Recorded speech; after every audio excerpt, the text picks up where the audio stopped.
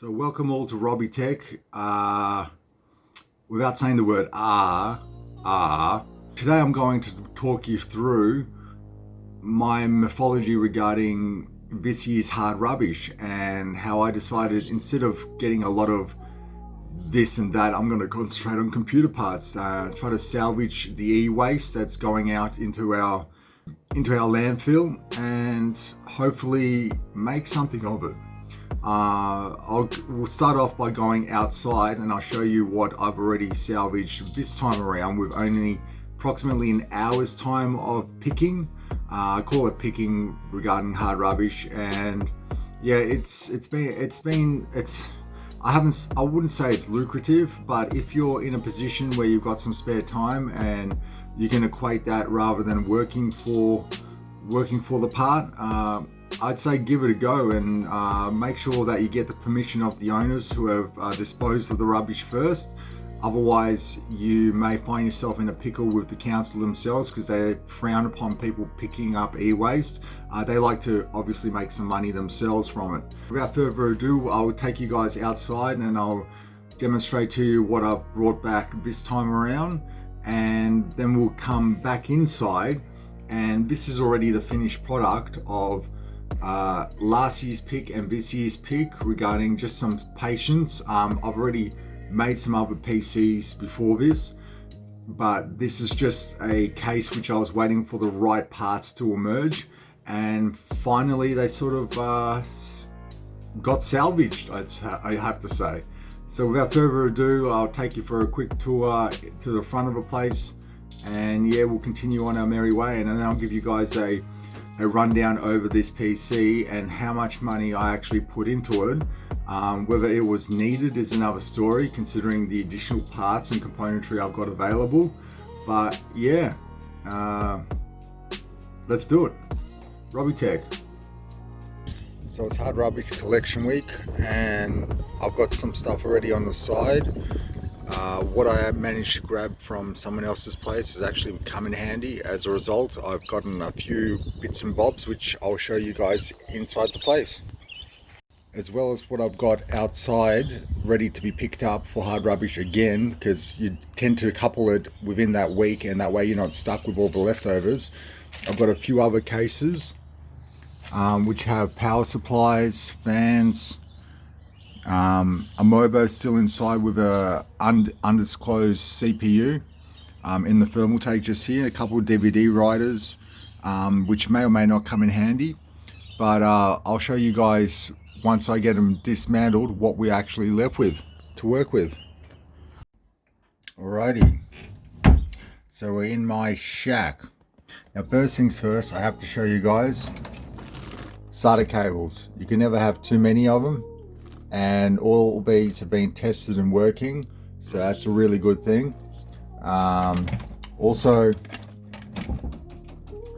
for your builds, other Mobos that I've salvaged from hard rubbish, ready to rock and roll with. A couple of gigabytes, they're just basic for 775 socketed CPUs that only run DDR2 RAM, but the BIOS in them is immaculate, and it would allow me to overclock those to some extreme levels that I'm considering doing in a video further ahead. If we have a look, we've got an old legacy board here, which is really good.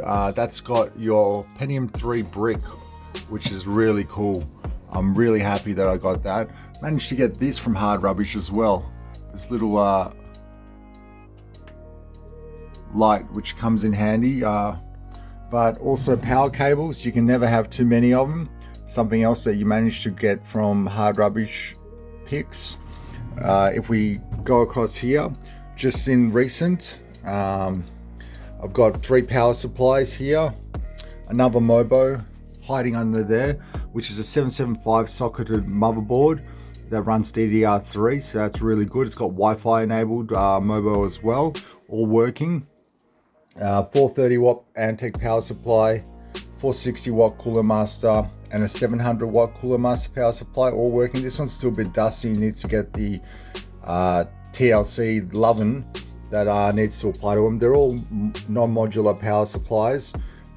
Couple of hard disks, only 320 gigabytes from a couple of laptops which are a bit derelict for purposes of saving. 128 gigabyte SSD, managed to get that from one of the PCs out the front as well, along with the 700 watt Cooler Master power supply.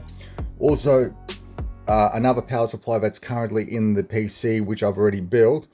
Another SSD from, it's only a 128 gigabyte Kingston SSD, but these are great to boot of. If we have a look over here, for example, I've got more fans which I've managed to pick, and there's a rejuvenated old Dell Inspiron there that still manages to run with upgraded RAM. It still manages to run really well. Another MSI graphics card, and there's a few on display, more graphics cards, so you can luck out. They're only 1 gigabyte, but for utilization of general use, they still come in handy. If we have a look down here, there are more power supplies from those PCs out the front there. They have to be tested, but I've got a feeling that they'll work. They'll be great for a legacy build, so that's really good. We've got a case there which I'm going to keep, an Antec case I've had there from a previous pick. That Antec case got great thermals, and that actually came with what is currently running over here. So this Corso case I managed to get from a previous build, and I'm going to run you guys through this PC build per se. Essentially, I spent about $300. I had the option of a 128 gigabyte hard drive, but I was planning on selling this, so I used a 500 gig Samsung SSD, which equates to $95. $135 for the cooler. I had to use a universal cooler. What I had lying about was only Dark Rock Pro 4, but that came in handy, vitally important, because this PC could be overclocked and it needs some substantial cooling. So if we open her up, I'll show you guys what we have here. We've got 2 dual intake fans, real Schmitten, nice looking blue, sort of a tinge to them, and an outtake fan. Managed to get that from the front of the house as well, or what's left of in the builds from the front of the house. We're only running a 1 gigabyte graphics card. I have gotten myself a GTX 1050 Ti 4 gigabyte OC model, which will replace this graphics card, and that was for $120 Australian. So all in all, I've spent $300. I had some spare DDR3 RAM which I managed to get from Pigs. This heatsink RAM is 2 and 2 gigs, so that's 6 gig total. What I've replaced the other channels with is 4 gigs, 4 gigs and 4 gigs, so it runs in tri-channel mode at 666 a piece instead of dual channel mode at 66. So that's really crisp, guys, and I'm really ecstatic about this build, considering the Corsair power supply was also from one of the front computers which I'm throwing out, which I couldn't salvage the cases from. And this Corsair power supply is semi-modular, had all its cables. There's only 4 cable spots for it. Essentially it's only 550 watt power supply, but is adequate for this build, especially because the 1050 which I'm going to put in doesn't require any additional power source. It's all from the PCIe lanes that it powers it. So yeah, like, all in all, it's been a really great hard rubbish pick this year, and essentially $300 put into this PC. It's capable of getting scores of around 700 in Cinebench R15. It runs at about 70 frames per second on the OpenGL run, and with the 1050 in, I'm expecting levels in the OpenGL of around 170 frames, which is a good indication that at 1080p it'll still run Fortnite at 60 frames per second plus. And that's something not to shy away from when I've only spent about $300 for something fairly substantial that I could have opted out of and still spent less.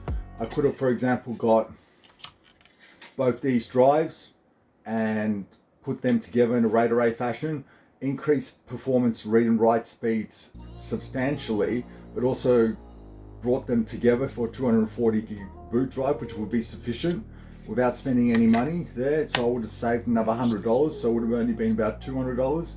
But without having to show you the benchmarks, you can trust me in the fact that it plays the stuff really well. And yeah, so that's my hard rubbish journey this year, guys.